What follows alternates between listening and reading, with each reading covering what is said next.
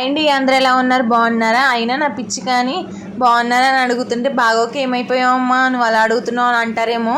Welcome back to my channel అండి. First time నా channel చూస్తున్నట్టు ఒక చిన్న లైక్ చేయండి, షేర్ చేయండి, సబ్స్క్రైబ్ చేసుకోవడం అస్సలు మర్చిపోకండి.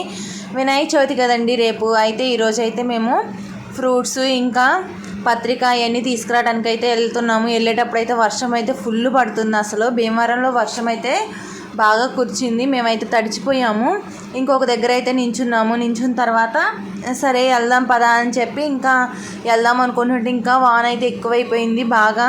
సరేలే అని చెప్పి ఇంకా తగ్గట్లేదని చెప్పి ఇంక వెళ్ళిపోయాము. ఇంకా వర్షంలోనే లైట్గా పడుతుంది, ఆ వర్షంలోనే వెళ్ళిపోయాము. ఇంకా బెల్లం అయితే తీసుకున్నాం. తర్వాత అయితే ఇంకా మేము అట్టిపళ్ళు అయితే తీసుకున్నామండి.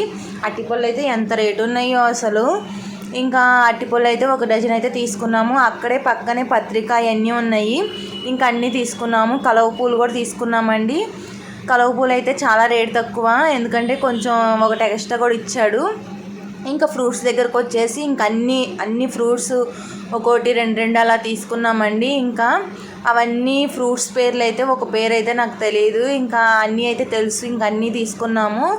ఏలక్కాయ అవన్నీ తీసుకొని ఇంకా అక్కడి నుంచి అయితే ఇంకా కొబ్బరికాయ కూడా ఇంక మేము అక్కడే తీసుకున్నాము. ఇంకా పూలు అయితే తీసుకోలేదు. అక్కడ పూలు ఉన్నాయిలే కానీ మేము తీసుకోలేదు, ఎందుకంటే మా హస్బెండ్ వేరే వాళ్ళ దగ్గర, అంటే మా వదిన వాళ్ళు ఎప్పుడు తెస్తారో అక్కడ తీసుకొస్తానని చెప్పాడు. సరేలే అని చెప్పి వరిపిండి అయితే షాప్లోకి అయితే తీసుకోవడానికి అయితే వెళ్ళానండి.